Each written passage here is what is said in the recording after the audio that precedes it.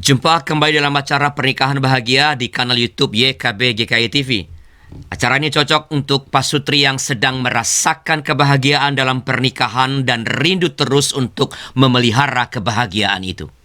Acara ini cocok juga untuk para pasutri yang mendambakan kebahagiaan dalam hidup pernikahan. Juga untuk setiap pasangan yang sedang menyiapkan diri untuk memasuki kehidupan pernikahan.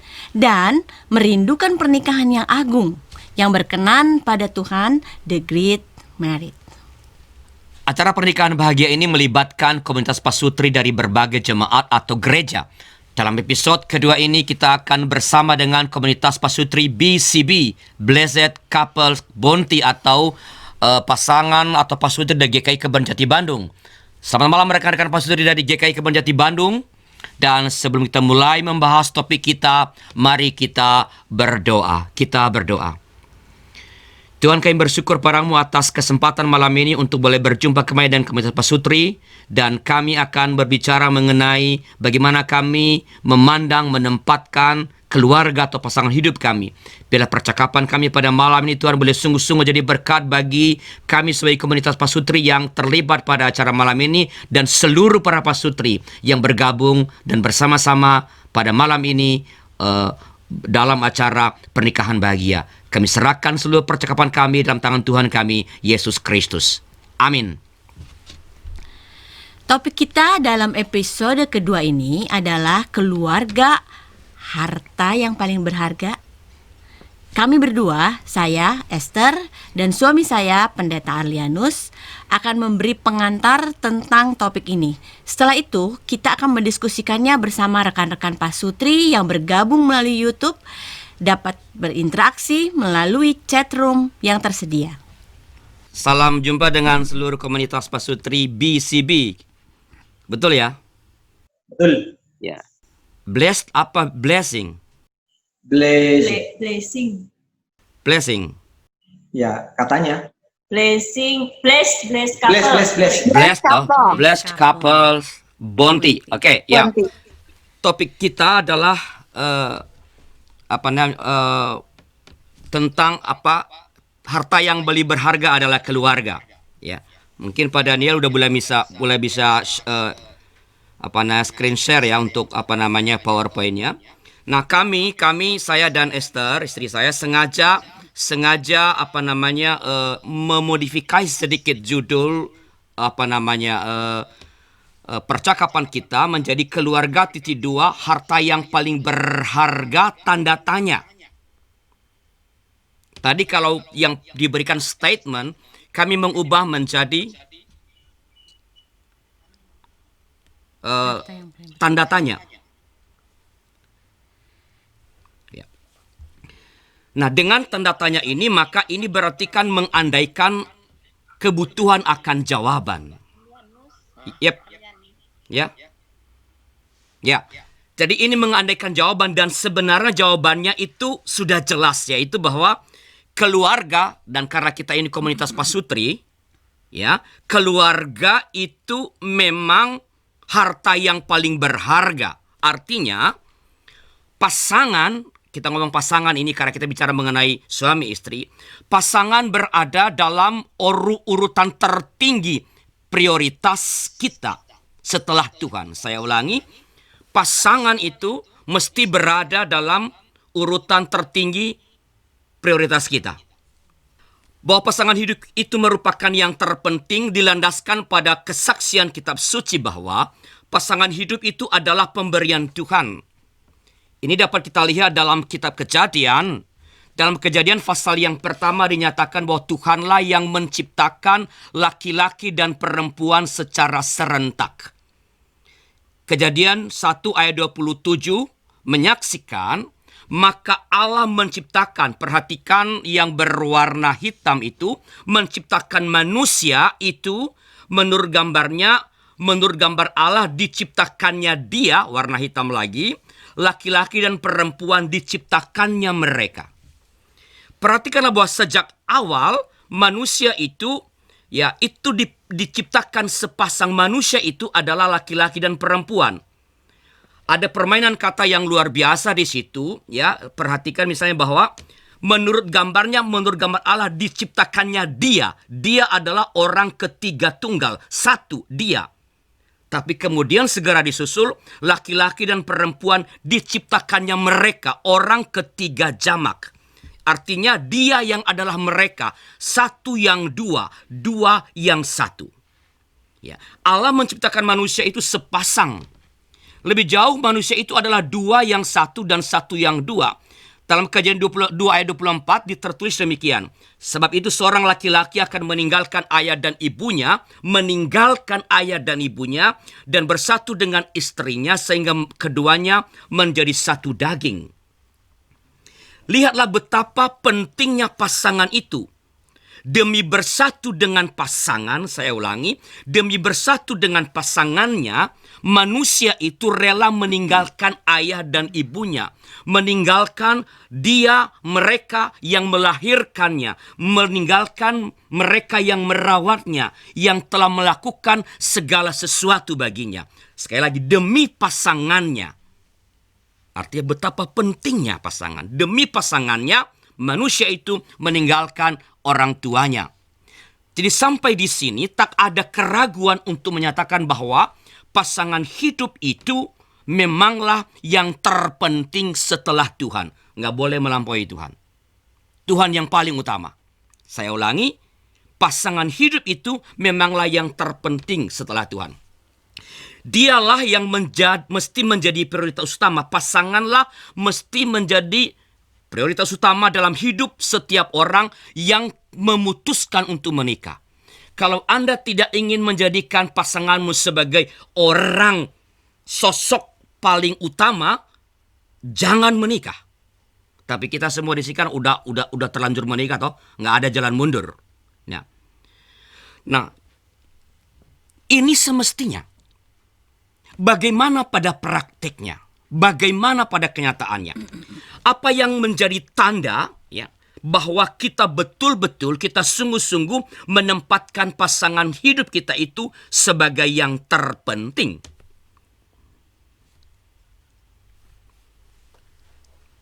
Waktu sebagai bukti. Nah, ada sejumlah tanda yang menunjukkan bahwa kita sungguh memperlakukan pasangan sebagai yang terpenting, sebagai prioritas utama. Ini akan menjadi pokok percakapan kita dalam banyak episode ke depan. Dalam episode kedua ini kami akan menjelaskan 2 di antaranya. Memberikan waktu yang memadai. Waktu yang memadai untuk keluarga adalah penanda utama bahwa keluarga itu penting.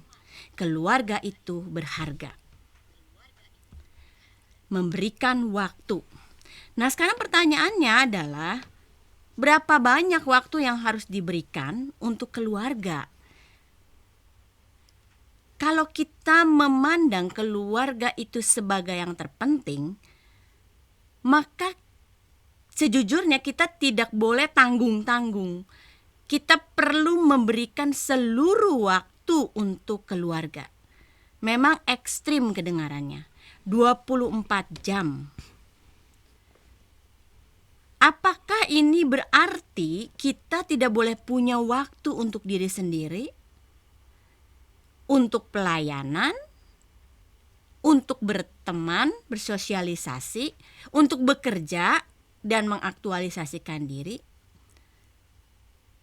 Bukankah setiap orang memiliki waktu untuk dirinya sendiri? Untuk menjalin relasi, untuk bekerja dan melayani Tuhan. Bagaimana mungkin 24 jam untuk keluarga? Atau jangan-jangan kita perlu tambahan waktu pada sang pemberi waktu itu. Bapak Ibu yang saya kasihi, Tuhan memberikan waktu kepada semua kita sebanyak 24 jam dalam satu hari. Semua 24 jam, tidak ada yang lebih, tidak ada yang kurang. Dalam 24 jam waktu yang Tuhan berikan, 8 jam pertama kita sisihkan untuk bekerja, itu pasti. Tanpa bekerja, kita tidak bisa hidup. Entah itu bekerja di luar rumah atau bekerja di rumah. Ketika kita menempatkan keluarga sebagai prioritas dalam kaitannya dengan kerja, berarti bekerja dan berkarya untuk keluarga. Bukan hanya kesenangan, untuk kepuasan, dan ambisi diri semata-mata. Jadi bekerja dan berkarya itu untuk keluarga. Bekerja untuk keluarga berarti mengendalikan waktu kita ketika kita bekerja. Sehingga ketika bekerja, kita benar-benar bekerja dan hasilnya optimal. Mengendalikan waktu dan juga mungkin pikiran kita ketika kita bekerja. Bekerja untuk keluarga juga berarti kita belajar berkata tidak jika itu pekerjaan beresiko bagi keselamatan dan keutuhan keluarga. Berani berkata tidak. Bekerja untuk keluarga juga berarti di era yang serba cepat ini kita harus siap untuk mau nggak mau menggunakan teknologi dalam bekerja, karena itulah tuntutan pekerjaan masa kini. Bekerja untuk keluarga juga berarti seluruh hasil kerja dimanfaatkan untuk mencukupkan keuangan keluarga, yang di dalamnya terdapat pos-pos yaitu untuk living, untuk giving, playing, dan investing.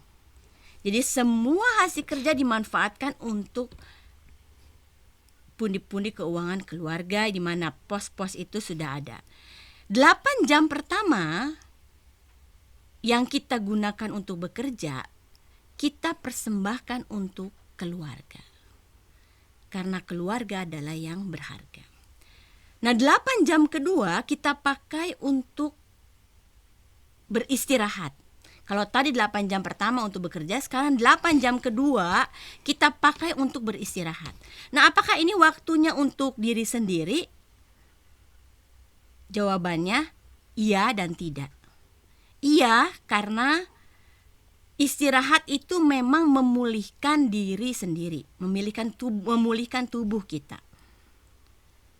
Tidak, karena dengan istirahat kita menjaga diri tetap sehat dan segar, sehingga semakin panjang waktu kita untuk bisa menemani keluarga kita. Karena itu ketika kita sungguh-sungguh menempatkan keluarga sebagai yang terpenting, maka beristirahatlah dengan cukup. Karena keluarga membutuhkan kita tetap sehat. Penelitian menunjukkan bahwa salah satu tip awet muda bukan hanya panjang usia, namun juga sehat dan tetap dapat beraktivitas dengan baik. Tipnya adalah tidur yang cukup. Jadi pakailah 8 jam kedua untuk beristirahat agar kita tetap sehat dan bugar. Dan ketika kita sehat dan bugar, keluarga akan mengalami kebahagiaan dan kesejahteraan. Setelah 8 jam pertama tadi untuk bekerja dan berkarya, dan 8 jam kedua untuk beristirahat, kita persembahkan untuk keluarga. 8 jam ketiga juga untuk keluarga. Tadi 8 jam pertama, yang kedua, dan sisanya sekarang 8 jam ketiga.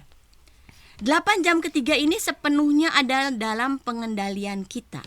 Kitalah yang mengaturnya. Dalam 8 jam ketiga ini, kita membangun relasi dengan keluarga. Bisa secara langsung. Ini perlu kita kondisikan dalam setiap waktu yang tersedia. Jika kita mengatakan bahwa keluarga adalah yang paling berharga. Semua yang kita lakukan dalam 8 jam ketiga ini harus benar-benar dapat dirasakan oleh anggota keluarga sebagai tanda cinta kita kepada mereka. Namun sebenarnya 8 jam ketiga ini masih banyak yang harus kita lakukan. Apa aja yang bisa kita lakukan atau yang harus kita lakukan dalam jam ketiga? 8 jam ketiga ini. ada pergi pulang dari dan ke rumah, yaitu waktu untuk perjalanan. Ke kantor. Kita perlu mandi, kita perlu waktu untuk makan, kita perlu waktu untuk olahraga, santai, pengembangan diri, melakukan pekerjaan rumah, melayani di gereja, aksi sosial. Kita juga perlu membangun relasi dengan keluarga besar dan handai taulan. Kita juga perlu ada waktu untuk diri kita sendiri, me time. Kita perlu waktu untuk ibadah keluarga, juga membangun relasi langsung dengan anak-anak, juga membangun relasi dengan pasangan. Bayangkan sederetan aktivitas ini dilakukan dalam 8 jam yang ketiga. Membangun relasi dengan anggota keluarga dapat dilakukan dalam bentuk memeluk, mencium, memberi semangat, menasehati, berbagi cerita, melakukan aktivitas bersama, mungkin makan bersama, berdiskusi, mengkritik, bisa menyelesaikan masalah bersama, memberi perhatian kepada kebutuhan masing-masing, dan juga meminta maaf dan memaafkan. Dan masih banyak lagi yang bisa kita lakukan untuk membangun relasi dengan anggota keluarga, dan itu dilakukan dalam 8 jam ketiga. Ini semua dilakukan dalam 8 jam ketiga. Karena itu 8 jam ketiga ini perlu kita manage secara cerdas dan kreatif. Karena disinilah kita dapat melakukan hal-hal yang dapat dirasakan secara langsung oleh anggota keluarga. Yang dalam topik malam ini kita sebut sebagai harta yang paling berharga, prioritas utama yang paling istimewa dalam hidup kita, dan yang sebenarnya membuat hidup kita menjadi lebih hidup. Waktu kita 24 jam untuk keluarga. Itu tadi adalah tentang waktu bahwa keluarga sebagai tanda bahwa keluarga adalah harta yang paling berharga. Ada 24 jam, dibagi 3, 8 jam pertama untuk pekerjaan. Ya, itu di luar kendali kita. Kalau kerja ya nggak bisa seenaknya, itu diatur oleh bos, diatur oleh company. Lalu 8 jam kedua adalah istirahat, sesuatu yang mutlak. Masih bisa kita atur, tapi jangan kurang istirahat. Dan 8 jam ketiga yang begitu banyak aktivitas. Nanti teman-teman coba mengisi ya. Ini kan kami kasih contoh ya. Versi Anda. Setelah mengisi semua kegiatan Anda setelah bekerja, setelah tidur, dan kasih jumlah waktunya, sekarang coba hitung berapa jam. Atau ya kalau bisa pakai hitung jam. Mungkin tinggal menit.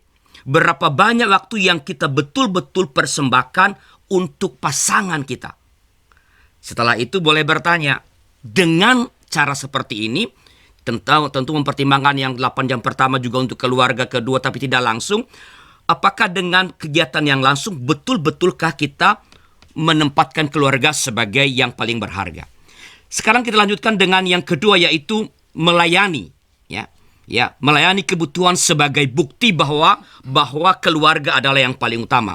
Di dalam materi yang kami punya, materi pasutri yang kami punya, ini adalah pilar ke-11. Ya, pilar ke-11. Ya, ada 12 pilar dan ini adalah pilar ke-11. Nah, kebenaran pernyataan bahwa pasangan adalah yang terpenting dalam hidup kita dapat diperiksa dengan memperhatikan apakah kita sungguh-sungguh melayani kebutuhan pasangan kita. Apakah kita sungguh-sungguh melayani kebutuhan pasangan kita. Nah, untuk menjelaskan hal ini kami akan menyampaikan kutipan percakapan pastoral berikut ini. Ya, ini kami kisahkan atas izin dari konseli, ya, dan dengan mengganti nama menjadi nama samaran. Jadi ini peristiwa yang sebenarnya, tapi kami ganti nama dan atas izin orangnya. Ya, begini percakapannya. Ya, bayangkan Pak, hanya gara-gara secangkir kopi dia jadi marah besar. Sesuatu yang menurut saya tidak perlu dibesar-besarkan. Bikin kopi kan perkara sederhana. Lagi pula, ia memang sudah biasa membuatkan kopi untuk kami berdua. Inilah kalimat-kalimat pembuka Anton, nama samaran, ketika dia dan Rini, nama samaran istrinya, datang berkonsultasi dengan saya lebih dari 20 tahun yang lalu. Ini kasus yang sangat sudah lama, ya. Nah, mereka sudah 2 hari mengalami kedinginan relasi. Ya. Bicara seperlunya tanpa ekspresi. Syukurlah bahwa akhirnya mereka mau dan berani datang untuk berkonsultasi. Hubungan yang dingin ini bermula di suatu sore hari Sabtu yang baru lewat. Pada saat itu, Pak Sutrini dan Anton sedang asyik menonton sebuah acara di layar kaca. Tiba-tiba Rini berkata kepada Anton, "Pak, tolong dong bikinin kopi." Anton dengan santai menjawab, "Biasanya juga kamu yang bikin kopi untuk kita. Ayolah bikin kopi sana. Papa juga kepengen ngopi nih." Mendengar ini, Rini segera meninggalkan ruang keluarga, bukan ke dapur untuk membuat kopi, melainkan ke dalam kamar. Ia masuk ke dalam kamar dengan perasaan yang sangat jengkel. Bukan soal bikin kopinya, Pak," Rini menyahut, setengah menahan tangis. "Soal bikin kopi memang hal sepele. Biasanya juga saya yang membikinkan kopi untuk kami. Dan saya masih bisa bikin kopi. Tetapi pada waktu itu, Pak, saya ingin Anton membuatkannya untukku. Saya ingin Anton melakukan hal itu. Sudah lama sekali ia tak pernah melakukan apapun untukku. Semua hal saya kerjakan sendiri, entah untuknya, entah untukku, atau untuk anak-anak kami. Saya kan kepengen juga sekali-sekali dilayani. Saya ingin dicintai seperti dulu Anton mencintai saya." Nah, rekan Pak Sutri, apa yang terjadi antara Pak Sutri, Anton, dan Rini adalah sebuah contoh betapa melayani kebutuhan pasangan itu sangat penting. Ya. Rini membutuhkan pelayanan Anton. Bukan karena ia tidak bisa melakukan itu sendiri, melakukan bikin kopi, ia bisa. Bukan karena itu, melainkan karena seperti pengakuannya, ia ingin dicintai. Ia ingin Anton menunjukkan cintanya. Ketika Anton tidak memberi apa yang ia butuhkan, maka ia merasa tidak dicintai. Mencintai berarti melayani. Dengan melayani kebutuhan pasangan, kita sedang menegaskan kepadanya betapa penting dia dalam hidup kita, betapa berharganya dia dalam hidup kita, betapa ia menjadi prioritas tertinggi di dalam hidup kita. Nah, sekarang kami beralih pada kisah dalam kitab suci. Ya, kita kan Pak Sutri Kristiani, kita apakah ini ada basisnya dalam kisah kitab suci? Nah, kisah Sarah, Abraham, Hagar sebagai contoh, kami ambil sebagai contoh. Ya, kisah dalam kitab suci yang secara langsung menunjukkan pada cinta yang melayani dalam relasi suami istri adalah tindakan Abraham ketika mengusir Hagar. Ketika Sarah istri Abraham merasa tak nyaman dengan kehadiran Hagar dan Ismail anaknya, maka Abraham sebagai suami yang sangat mencintai istrinya memberi perasaan nyaman itu kepada Sarah. Ia mengusir Hagar dan Ismail. Saya ulangi, Sarah perlu rasa nyaman. Ia terganggu oleh hadirnya Hagar dan Ismail anaknya, dan ketika istrinya memerlukan rasa nyaman itu, kebutuhan itu, ia penuhi dengan mengusir Hagar dan Ismail. Mengusir Hagar dan Ismail tentu menyakitkan bagi Abraham. Pasti menyakitkan, sebab Ismail adalah anaknya sendiri. Dan Hagar pun jangan salah sudah menjadi istrinya. Namun, karena ia mencintai Sarah istrinya, maka ia rela menanggung rasa sakit itu. Ia rela menanggung rasa sakit itu demi pemenuhan kebutuhan emosi Sarah istrinya. Dengan mengusir Hagar dan Ismail, maka Abraham sedang menunjukkan kepada Sarah bahwa Sarah lah orang yang paling berharga baginya melebihi apapun. Saya ulangi.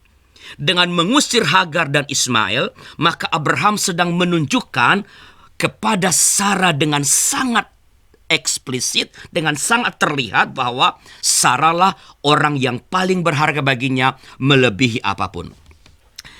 Ketika harus memilih antara kebutuhan seseorang yang lain dengan istri, dengan pasangan, bahkan akan kebutuhan diri sendiri dengan kebutuhan istrinya, Abraham memilih memenuhi kebutuhan istrinya. Sakit memang berpisah dengan Hagar dan anaknya Ismail. Namun Abraham menelan rasa sakit itu sendirian demi melayani kebutuhan istrinya. Sebab sekali lagi, kalau kita mencintai bahwa istri adalah atau suami adalah yang paling penting, harta yang paling berharga, maka itu berarti bersedia melayani kebutuhannya. Tetapi pada saat yang sama jangan pernah lupa bahwa mengusir Hagar dan anaknya ini Ismail sebenarnya juga memenuhi kebutuhan sosial Hagar. Dengan mengusir Hagar dari rumah, dengan mengusir dari rumah, maka Hagar kini menjadi orang merdeka, bukan lagi budaknya Sarah. Meskipun Abraham merasa sedih, hatinya mungkin luka, tapi ia tetap mengusir Hagar dan Ismail.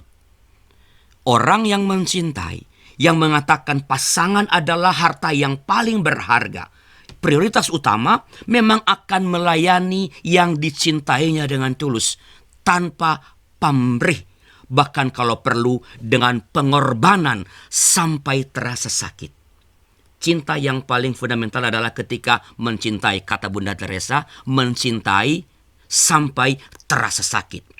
Suami yang mencintai istrinya memang akan melayani istrinya sebaik mungkin. Istri yang mencintai suaminya memang akan melayani suaminya sesempurna mungkin. Pelayanan kepada pasangan itu diwujudkan dalam bentuk memenuhi kebutuhan-kebutuhannya secara menyeluruh. Kebutuhan menyeluruh itu mencakup kebutuhan fisik, emosional, spiritual, sosial, kebutuhan sebagai laki-laki atau sebagai perempuan, kebutuhan khususnya sebagai pribadi yang unik yang hanya bisa dikenali atau bisa diketahui dengan relasi yang intens di dalam kesehari-harian sebagai pasangan suami istri. Kebutuhan-kebutuhan ini dapat dipenuhi secara terpisah-pisah oleh pelayanan yang berbeda-beda, oleh aksi yang berbeda-beda, tetapi dapat juga secara sekaligus dalam satu tindakan. Ada sebuah pelayanan kepada pasangan yang hanya memenuhi salah satu atau beberapa dari keseluruhan kebutuhan itu, tetapi ada juga sebuah pelayanan yang dapat memenuhi kebutuhan itu secara menyeluruh. Kembali pada kisah pasutri tadi, Anton dan Rini. Kalau saja Anton, sang suami, misalnya melayani Rini dengan membuatkan secangkir kopi di Sabtu sore itu,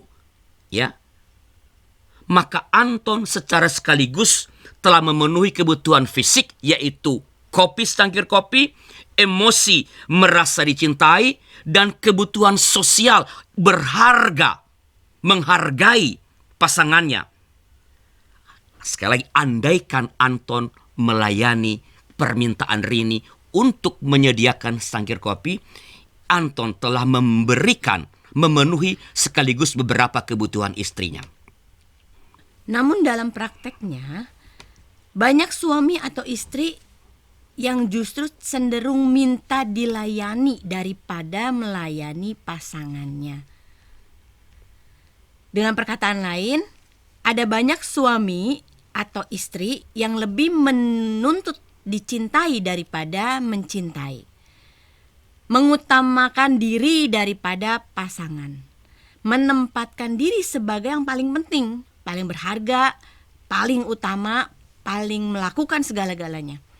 Itulah sebabnya banyak suami atau istri yang meminta pasangannya mengerti dan memenuhi kebutuhannya, daripada belajar mengerti dan memenuhi kebutuhan pasangannya. Ungkapan-ungkapan seperti ini sering kita dengar. Ia tak pernah ada saat aku membutuhkan. Atau ia tidak peduli pada kebutuhan-kebutuhanku. Pernah juga kita dengar, saya selalu terlihat seperti nomor 2 dalam hidupnya. Ia lebih mementingkan pekerjaannya. Saya punya suami, tapi saya selalu merasa sendirian. Atau ia selalu sibuk untuk sekedar menemani aku ke dokter. Atau juga ada keluhan-keluhan para suami. Misalnya, istriku tak pernah memperhatikan yang penting bagiku. dan ungkapan-ungkapan lain yang senada. Ini adalah gambaran betapa suami atau istri cenderung menuntut untuk dicintai daripada mencintai, dilayani daripada melayani, meminta daripada memenuhi kebutuhan pasangannya. Atau kalau mau memenuhi juga biasanya ada syaratnya. Nah,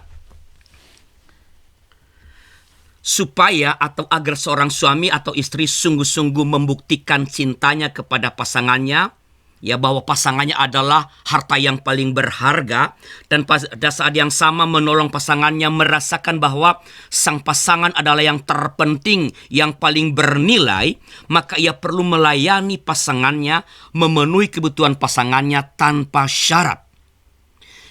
Sebagai langkah awal, sebagai langkah awal itu bisa kita lakukan pada malam ini sebenarnya, atau nanti sudah selesai kita Zoom meeting ini, ya. Sebagai langkah awal, belajarlah menemukan kebutuhan unik pasanganmu. Temukanlah sentuhan atau belayan seperti apa yang menyenangkan pasanganmu. Temukanlah perhatian seperti apa yang membahagiakan pasanganmu. Temukanlah pola relasi dan komunikasi seperti apa yang menggembirakan pasanganmu. Temukanlah pula pengembangan spiritual seperti apa yang memberikan rasa nyaman kepada pasanganmu. Dan ketika telah menemukannya, ketika engkau telah menemukannya, berilah itu semaksimal dan seoptimal yang engkau mampu berikan, yang seoptimal engkau mampu mencukupkannya. Hanya dengan cara seperti ini, kita telah menyatakan dengan sangat kuat kepada pasangan bahwa aku mencintaimu. Engkau yang terpenting bagiku. Engkau yang paling berharga bagiku. Engkau prioritasku setelah Tuhan. Sebab sekali lagi, dan ini akan kami ulang-ulang, mencintai berarti melayani, memenuhi kebutuhan pasangan. Ya. Nah, ini sekali lagi, ini dua di antara sekian banyak penanda atau bukti atau alat cek bahwa apakah kita sungguh-sungguh menempatkan atau memandang pasangan sebagai yang utama. Atau kalau tema kita, harta yang paling berharga adalah keluarga. Ya, yang paling bernilai. Prioritas utama. Pertama tadi soal waktu. Ya. Bagaimana waktu utamanya, ya bukan berarti yang 1 dan 2 nggak penting, utamanya 8 jam ketiga. Bagaimana kita menata itu? Kita nggak bisa mengatakan harta yang paling berharga adalah keluarga kalau dalam 8 jam ketiga, sebagian besar kita pakai untuk hobi kita, untuk ketemu teman-teman kita, mengerjakan lagi pekerjaan tambahan dari kantor, dan sebagainya. Dan kita sisihkan atau kita sisakan hanya sedikit untuk keluarga, untuk pasangan. Itu alat ukur yang bisa langsung kita cek. Tidak perlu ada perdebatan panjang mengenai itu, karena eksak, ia bisa dilihat.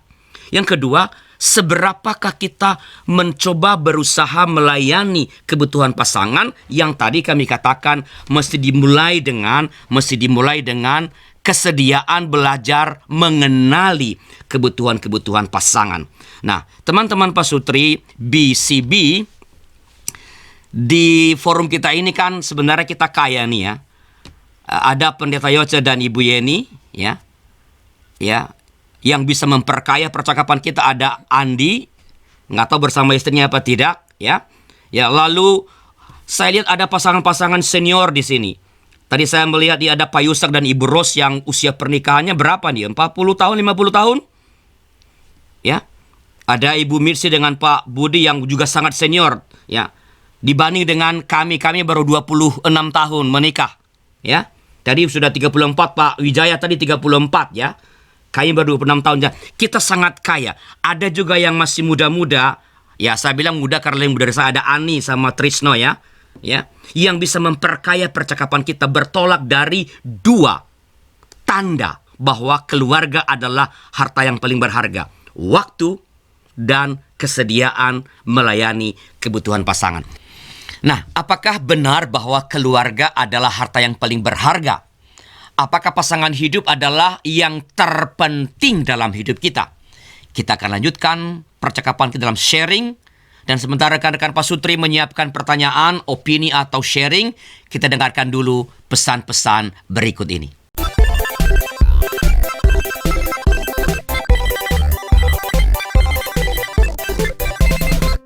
Untuk kegiatan apapun yang dilakukan oleh badan pelayanan yang manapun juga pasti membutuhkan dukungan.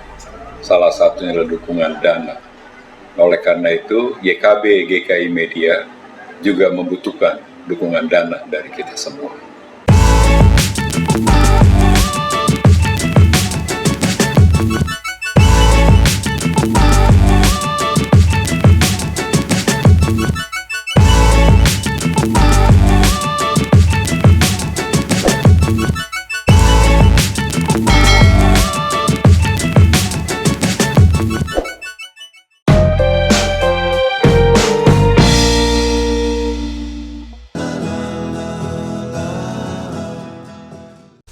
Terima kasih masih bersama kami dalam acara Pernikahan Bahagia. Kini saatnya kita berdiskusi dan saling berbagi untuk memperkaya percakapan kita. Nah, rekan Pak Sutri yang bergabung melalui YouTube dapat menyampaikan pertanyaan atau sharing melalui chat room yang sudah tersedia. Oh ya, saya cuma mau tanya, dilihat dari sudut mana keluarga itu dianggap harta yang paling berharga. Baik, jadi sebenarnya tadi kan itu yang tadi kami sudah sampaikan ya, bahwa ada banyak hal yang dapat mengatakan bahwa keluarga adalah harta yang paling berharga. Mungkin kita mulai dengan kesepakatan kami mendefinisikan berharga di sini adalah bahwa keluarga itu, ya, kalau kita ngomong suami istri, bahwa pasangan itu adalah berada dalam list pertama, prioritas utama dalam seluruh keputusan-keputusan kita, dalam semua pilihan-pilihan kita. Artinya apa? Ketika memutuskan apapun, ketika melakukan apapun dalam hidup ini, kita menjadikan kebutuhan pasangan, ya, atau pasangan kita sebagai pertimbangan utama yang menentukan pendapatnya, perasaannya terhadap apa yang kita putuskan atau yang ia rasakan terhadap apa yang hendak kita raih itu menjadi pertimbangan utama. Selalu menanyakan pendapatnya, dan pendapatnya, saya ulangi, menjadi penentu yang menentukan dalam kita mengambil keputusan. Nah, tadi kami katakan kan ada banyak sebenarnya dalam 8 jam ketiga. Mengapa 8 jam ketiga? 8 jam pertama tentu ada ekspresi kecintaan. Bekerja adalah tanda cinta kepada pasangan. Maka kita harus mengendalikan. Tetapi 8 jam itu kita nggak bisa kendalikan. Itu hak dari, kalau kita seorang pekerja, itu hak dari company. You mau kerja 8 jam sehari. Tetapi kita bisa mengatur begitu 8 jam lewat, kita diminta lembur, diminta melakukan lebih banyak hal supaya karir kita tambah naik, supaya bisnis kita tambah hebat. Nah, itu dalam kendali kita. Jangan mengambil dengan semena-mena 8 jam ketiga. 8 jam kedua adalah istirahat. Kita harus istirahat. Tidur 7-8 jam. Kurang dari itu, kita mengatakan keluarga nggak penting. Mengapa? Kalau kita kurang tidur, energi kita kurang baik terpulihkan, pekerjaan terlantar. Bukan hanya itu. Kurang tidur artinya kita membiarkan tubuh anugerah Allah ini menjadi rusak. Memaksakan onder diri kalau pakai boleh kata itu. Dan itu artinya kita memperpendek masa yang Tuhan anugerahkan untuk menemani keluarga. Mestinya sampai usia 70 tahun, ini cuma 50 atau 60 tahun. Karena kita menghabiskan energi kita untuk kurang tidur dengan mengerjakan pekerjaan-pekerjaan kita. Pada 8 jam ketiga, ada banyak hal yang tadi kami kasih contoh. Bagaimana kita memanage itu? Itu pertanda kita mengutamakan keluarga atau harta paling berharga. Yang kedua tadi adalah pada aspek melayani kebutuhan. Jadi kalau ditanya dari sudut mana? Ya sudut itu sebenarnya. Dan tandanya apa? Ada banyak. Kami hanya menyebut 2 dalam pertemuan kita pada malam ini. Oke? Itu respons kami. Silakan kalau ada yang lain mau memperkaya. Ya, moga-moga ini menjawab ya pertanyaan Ko Bebeng dari sudut mana menilai. Tapi menarik sebenarnya kalau dihitung secara waktu ya. Tidak mungkin ini apa namanya, kalau bagi orang yang bekerja di luar mungkin bisa membagi-bagi. Tapi khususnya kalau bagi kami berdua nih, misalnya nih, bagi saya ini kami hidup 24 jam hampir berdua. Tapi kadang-kadang perhatian kesalah pemahaman bahwa itu adalah sebuah perhatian juga kadang-kadang nggak klop. Beberapa waktu lalu saya dengan istri terlibat dalam percakapan karena kadang-kadang dia merasa bahwa itu adalah bagian perhatian yang saya berikan. Merasa kadang-kadang tidak diperhatikan, padahal dari sisi suami sebagai pasangan kadang kita melakukan, itu adalah saya melakukannya. Nah, kuncinya sebenarnya dari percakapan kami adalah pertama memang benar yang dikatakan Pak Lalo tadi, meminta kepada pasangan mau apa sih sebenarnya, dia mau diperhatikan dari sisi apa, waktu yang diberikan itu bagaimana, dan itu akan nyambung karena beberapa saya pikir selama ini saya sangat memperhatikan pasangan saya, ternyata dari sisi dia itu dia bilang kamu tuh nggak perhatian sama saya, coba ya, padahal saya bilang ini kita 24 jam loh hidup bersama, kerja bareng, coba tidur bareng, saya nggak pernah tidur sama orang lain selama ini ya. Tidur bareng, kerja bareng 24 jam, tapi dia merasa kamu tak memperhatikan saya. Ternyata ada sisi yang sebenarnya dia ingin dilakukan, seperti daripada contoh kayak sekedar bikin kopi segala macam, dan itu hal-hal yang kecil sebenarnya yang ya mempererat dan membuat suasana jadi lebih enak di rumah. Oke teman-teman, Bapak Ibu, ada pertanyaan lain nggak? Atau ada yang bisa memberikan tambahan lain tentang diskusi pada malam hari ini, khususnya 2 poin yang bisa menunjukkan bentuk-bentuk bahwa pasangan kita adalah orang yang paling berharga dari sisi waktu, dari sisi kesediaan untuk melayani. Ada yang bisa share misalnya, khususnya bisa ikut untuk melayani ini? jaga Bapak Joshua Bapak. Silakan. Tadi Pak Lianus menyatakan bahwa istri itu nomor 2 setelah Tuhan. Nomor 1? Nomor 2 setelah Tuhan. Okay. Pasangan nomor 2 setelah Tuhan. Artinya masing-masing kan, suami menganggap istri paling berharga, istri menganggap suami paling berharga. Tetapi bagi saya tersirat bahwa kita tidak boleh menuntut dari pasangan kita bahwa kita paling berharga, demikian juga sebaliknya. Tetapi kita masing-masing menuntut diri kita sendiri untuk memperlakukan pasangan kita itu adalah pasangan yang paling berharga. Saya melihat benang merah itu yang tolong dikoreksi Pak Lenus kalau salah. Seperti saya mendengar khotbah Bapak sekian puluh atau belas tahun yang lalu di Kebun Jati tentang Efesus 5 ayat 22 dan sekian dan seterusnya tentang dasar hidup suami istri. Bahwa firman Tuhan itu kalau bagi suami, kalau bagi istri 22-24 adalah tunduk kepada suami dan lain sebagainya. Artinya suami menuntut dirinya sendiri, artinya firman itu berlaku bagi suami untuk melakukan. Demikian juga ada tanggung jawab suami untuk menuntut dirinya sendiri melakukan apa yang Tuhan firmankan gitu. Nah, implementasinya apakah boleh kita meminta kepada pasangan kita, kalau posisinya seperti tadi, apakah boleh kita meminta kepada pasangan kita untuk memperhatikan kita juga bahwa kita berharga gitu.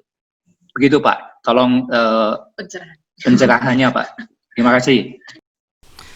Oke, ini terima kasih masih mengingat itu khotbah berapa puluh tahun yang lalu, beta masih kecil ya, itu lagu Ambon ya.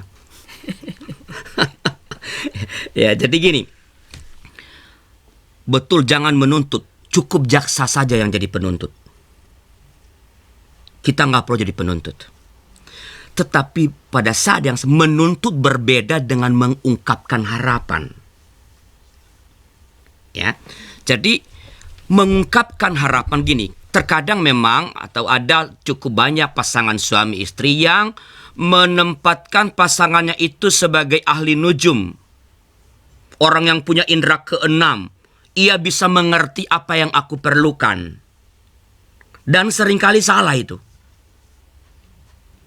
Jadi mengungkapkan perasaan, mengungkapkan yang kita harapkan itu oke. Tetapi janganlah menuntut. Artinya, apakah sang pasangan akan memenuhi atau tidak yang kita harapkan, itu sepenuhnya berada di tangannya. Ingat, bahkan kita sendiri tidak mampu memenuhi apa yang kita harapkan pada diri kita sebenarnya. Apalagi pasangan kita. Tak seorang pun mampu memenuhi semua yang ia harapkan dalam hidup ini. Apalagi pasangan. Nah, karena itu sekali lagi, mengungkapkan apa yang kita harapkan dalam hidup pernikahan, apa yang kita perlukan, itu harus. Itu akan menolong pasangan untuk melayani kebutuhan kita secara tepat. Secara tepat. Memang kita bisa melatih diri untuk memperhatikan ya apa yang dia perlukan. Tetapi kalau dia atau kita bisa mengungkapkan dengan lebih eksplisit kepadanya, itu jauh lebih baik. Sehingga ia tidak berlelah-lelah atau terlalu banyak membuang energi untuk mencari tahu. Kalau saya begini dia mau nggak ya? Kalau pakai misalnya 5 bahasa cinta, dia nggak perlu menebak-nebak apa bahasa cinta pasangan saya.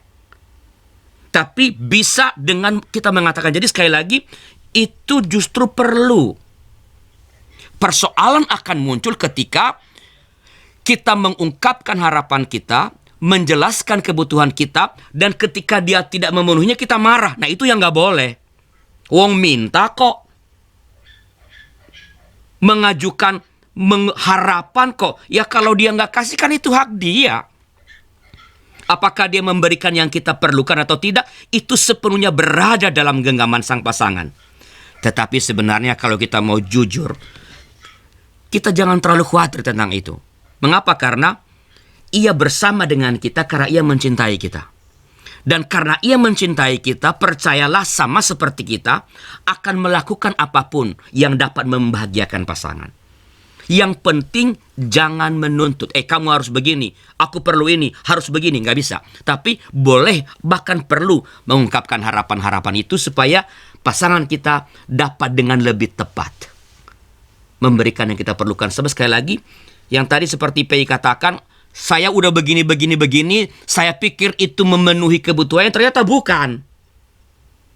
Nah kalau bukan, yang mbok ngomong yang bilang bukan itu lalu apa? Bukan itu kok, aku nggak perlu itu, lalu apa? Tapi kita diam. Masa kamu nggak tahu kita udah nikah berapa tahun? Kita saja tidak bisa mengenali diri kita secara 100%, apalagi pasangan kita. Karena itu, yes, sampaikan yang kau perlukan, tetapi jangan menuntut. Mudah-mudahan menolong. Oke, Pak. Thank you, Pak. Sama-sama. Oke, Pak Yosua, silakan malam ini mengungkapkan kepada istri apa yang Pak Yosua inginkan dari istri ya. Jangan ragu. Segenggam berlian, Pak Pe. Itu yang diharapkan istri, bukan? Gitu ya. Oke. Ya, masih ada yang bertanya, Bapak Ibu?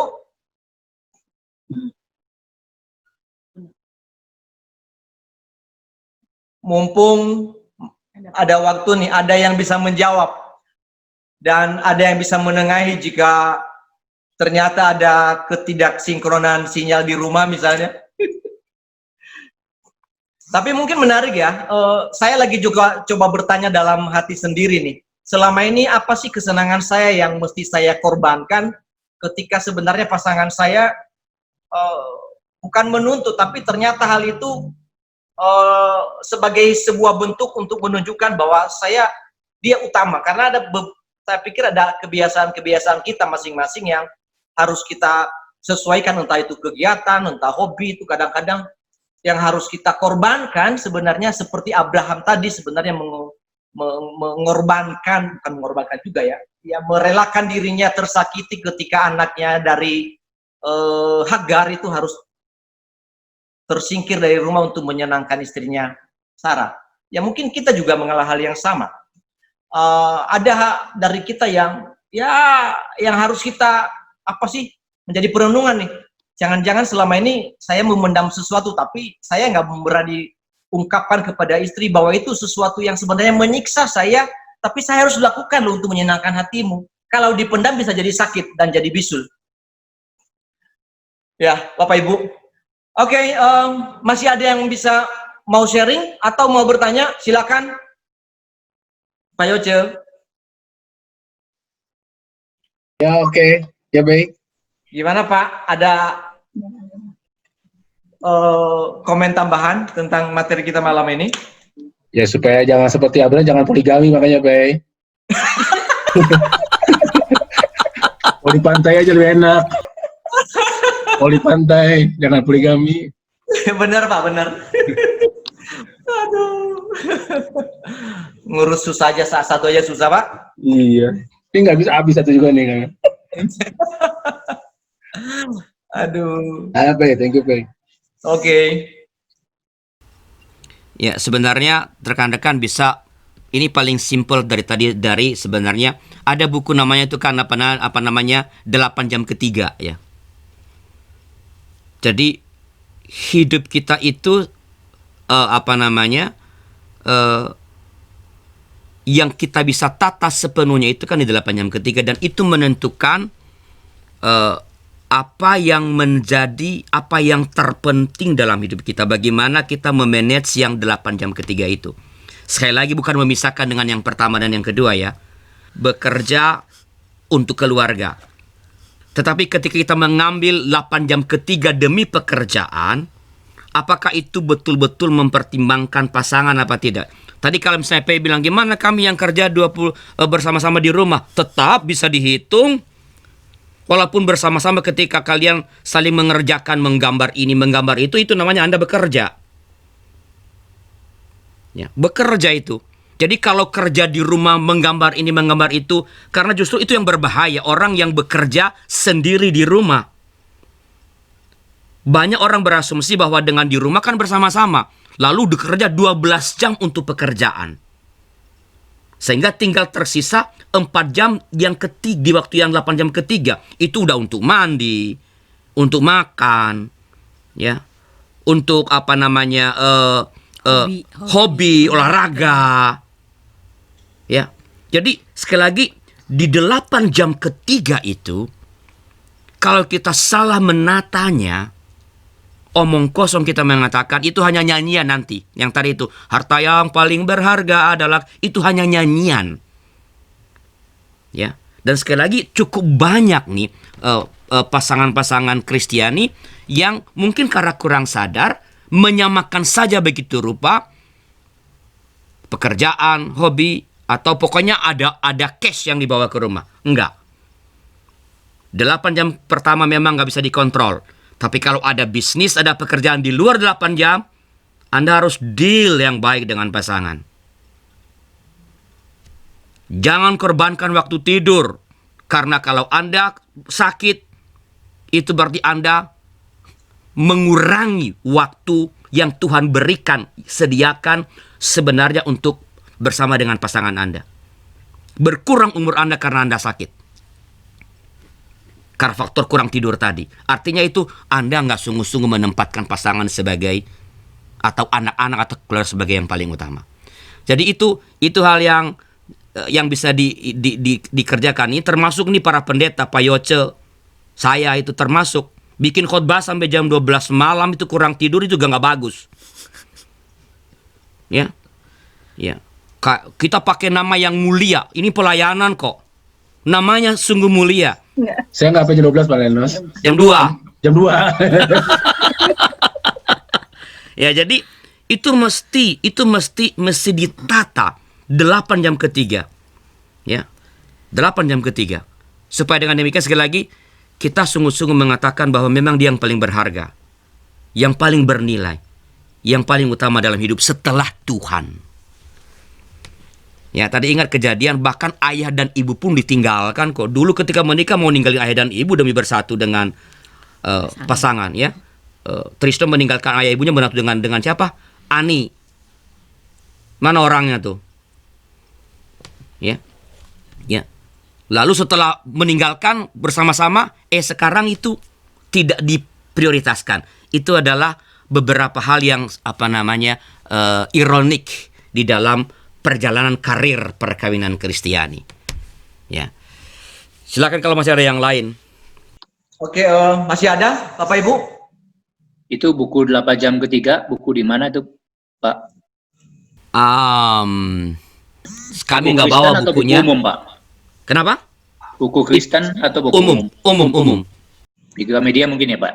Ya, itu buku umum manage dimensional, tapi kita bisa terapkan itu dalam kehidupan pernikahan, bahkan dalam seluruh kehidupan. Jadi ada banyak buku-buku atau ide-ide umum itu yang kita bisa terapkan dalam kehidupan pernikahan.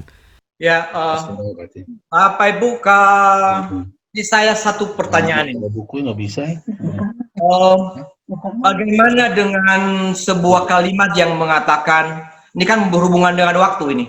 Tadi dibagi ada 3 bagian, 8 jam pertama, 8 jam kedua, 8 jam ketiga. Tapi kadang-kadang dalam penerapannya susah, dan untuk memberikan pemakluman dari hal itu, ada kata-kata yang mengatakan bahwa yang penting kan kualitas. Kuantitas, ya bisa ini nggak terlalu penting lah, yang penting kualitas. Nah, bagaimana memanage itu dengan pembagian waktu yang tadi dengan kata-kata klise yang tadi itu. Yang penting kualitas, bisa cuma sejam misalnya dalam hal waktu ini, tapi kualitas gitu. Itu. Ya, kualitas, kalau berhubungan dengan kualitas dan kuantitas itu rasanya nggak bisa kita pisahkan. Jadi kalau kita mau mengejar yang berkualitas, kita juga harus memperhatikan kuantitas waktunya. Jadi memang harus ada, tadi Pak Arlianus bilang, bukan waktu yang disisakan, bukan sisa waktu, tetapi memang kita menciptakan waktu. Menciptakan waktu untuk membangun relasi secara langsung. Yang tadi, misalnya untuk bersama-sama, beraktivitas bersama, berdiskusi, nonton bareng, makan bareng,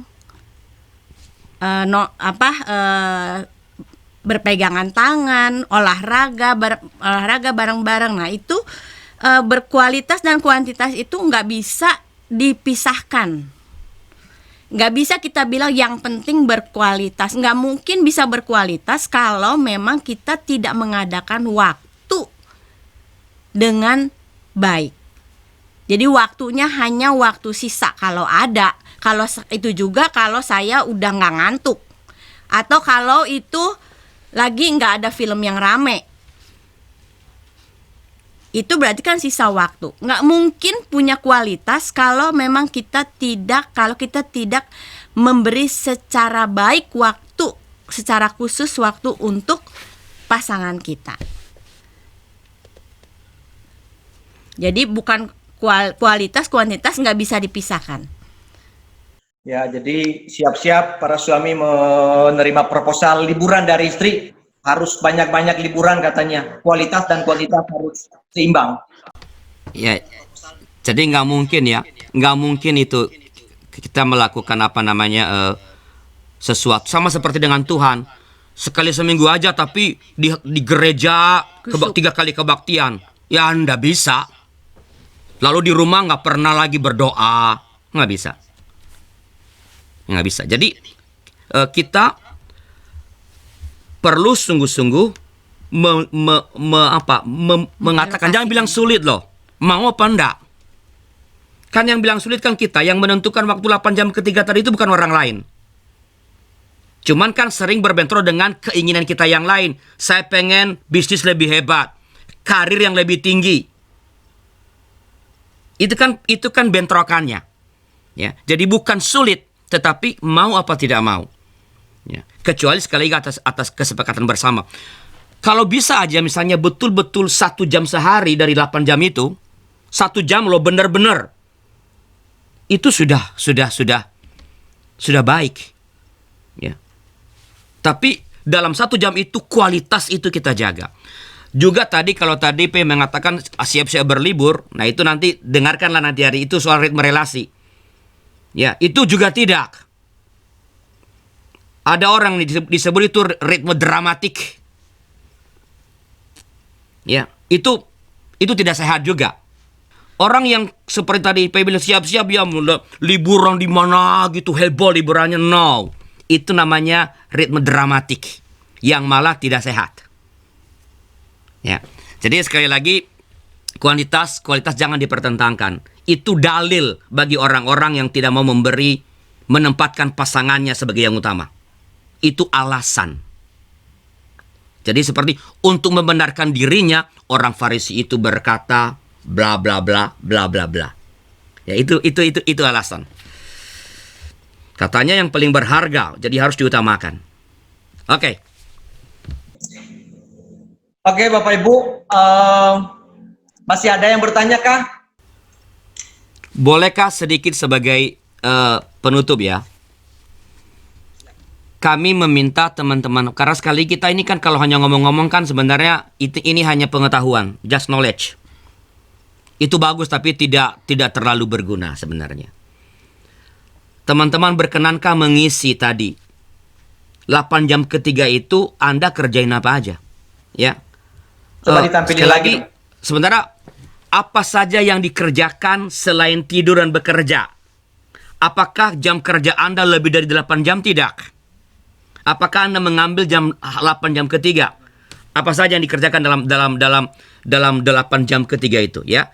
Jadi yang pastikan pasti ada pulang pergi ke kantor ya, kecuali kalau kantornya di rumah. Pasti ada mandi, makan, olahraga bagi diri ya. Olahraga juga bisa menjadi sebenarnya membangun relasi dengan bersama-sama dengan pasangan ya. Lalu santai, kan kita perlu santai, pengembangan diri, baca buku untuk diri sendiri ya. Lalu kerja, masak segala macam, bantuin ini, bersihin rumah itu oke, berapa jam ya. Untuk keluarga besar ya, nelpon, atau kalau misalnya dalam seminggu kita datang atau kita menghubungi keluarga asal berapa menit tuh dalam seminggu, dibagi dalam per hari ya. Lalu ibadah keluarga dengan anak-anak kalau yang punya anak, atau dengan cucu bagi yang punya cucu, berapa banyak. Lalu sisanya untuk pasangan berapa banyak? Jangan sisanya. Ya, enggak, yang waktu yang tersisa itu berapa jadinya? Ada banyak orang yang menjadi takjub. Ternyata waktu sedikit banget. Kita nggak aware karena kita nggak pernah menuliskannya. Hanya ada di kepala. Mengandaikan kita telah memberikan waktu yang cukup, tapi begitu dituliskan, dicatatkan, itu mungkin tidak signifikan dibandingkan dengan ada yang rutin di luar yang 8 jam pertama dan ketiga. Ada aktiviti lain di 8 jam ketiga yang ternyata jauh lebih kita perhatikan ketimbang keluarga, ketimbang pasangan. Nah di sini cobalah dirumuskan, dituliskan, dan kalau sudah nanti didialogkan, bukan diperdebatkan ya. Nah ternyata lu banyakkan kerja, bukan itu maksudnya ya. Itu didialogkan dengan pasangan. Bagaimana sekarang kita mengembangkan agar sisa hidup yang masih Tuhan anugerahkan kepada kita berdua, who knows, kita nggak tahu, itu betul kita manfaatkan untuk Dia yang kita katakan segalanya dalam hidup ini. Oke. Baik, ya kembali ke kita Bapak Ibu, ini bisa menjadi sebuah alat ukur ya, khususnya yang 8 jam ketiga yang terakhir tadi. Kalau kita bisa isi dan kita bisa rundown semua itu, mungkin kita akan menemukan hal yang menakjubkan sendiri, dan seperti kata Pak Arlianus tadi, bahwa mungkin kita bisa kaget sendiri dengan kegiatan dan relasi kita di rumah. Seperti yang saya katakan tadi di awal, kadang-kadang ya pasangan saya mungkin protes, pernah protes, kamu kurang perhatian, tapi ternyata bagi saya itu sangat banyak perhatian. Ternyata setelah di rundown, kita hitung-hitung, memang ya saya bangun pagi, yang pertama saya lakukan misalnya adalah buka handphone, baca segala macam. Ya setelah itu ada kegiatan bareng sebentar, buka handphone lagi, dan itu menyita waktu dan tidak kita sadari. Ada baiknya kalau kita bisa rundown dan kita jadi sebuah bahan diskusi buat pasangan kita. Ternyata ada yang selama ini ada kekurangan yang bisa nanti kita temukan penyelesaian dan membuat hubungan dan relasi kita jauh lebih baik dan lebih berkualitas. Oke, Bapak Ibu yang terkasih, keluarga yang diberkati, kami ucapkan atas nama keluarga-keluarga dari Kebon Jati, kami mengucapkan terima kasih untuk pencerahan malam hari ini yang dibawakan oleh Pak Arlianus dan Ibu Esther. Dan ini tentu saja akan membawa sebuah pemahaman baru, ya, bagaimana untuk terus membangun hubungan yang baik, rasa cinta, rasa kasih yang baik terhadap pasangan khususnya dan terhadap keluarga secara umum, anak di rumah dan mungkin menantu atau cucu bagi yang punya cucu. Terima kasih kepada komunitas Pasutri GKI Kebon Jati Bandung yang telah berpartisipasi pada acara pernikahan bahagia pada malam ini dalam episode kali ini. Terima kasih juga kepada semua rekan Pasutri yang bergabung melalui YouTube. Mari terus kita menjadikan keluarga kita, pasangan hidup sebagai prioritas yang pertama dalam hidup kita. Supaya dengan demikian kita bisa melakukan hal-hal yang baik dalam utamanya 8 jam ketiga dalam hidup kita untuk membuat mereka betul-betul merasakan bahwa kita sungguh-sungguh mencintai mereka. Sebelum berpisah, mari kita berdoa. Kita berdoa. Tuhan, terima kasih padamu atas kesempatan pada malam ini boleh memperkaya kembali diri kami, boleh saling berbagi, saling berdiskusi untuk membuat pernikahan kami semakin berkenan pada Allah dan membuat relasi kami menjadi semakin kuat di hadapan Allah dan kami boleh saling terus menyatakan cinta seorang dengan yang lain. Berkati para pasutri yang sedang dalam pergumulan, jamah mereka dengan kuasa-Mu Tuhan, supaya mereka dapat memperbaiki relasi mereka, dan bagi mereka yang mengalami kesulitan untuk menata relasi kembali, berikan keberanian untuk boleh mencari pertolongan kepada para profesional atau para hamba-hamba Tuhan yang memberi perhatian pada proses counseling pastoral bagi pasangan-pasangan suami istri. Terima kasih Tuhan atas berkat pada pertemuan kami kali ini. Berkati kami supaya dapat berjemput dalam episode yang akan datang. Demi Kristus Yesus Tuhan kami berdoa. Amin. Terima kasih sekali lagi kepada seluruh rekan Pasutri. Salam bahagia dari kami, saya Pendeta Arlianus dan pasangan saya Esther. Sampai jumpa pada episode yang akan datang. Tuhan memberkati.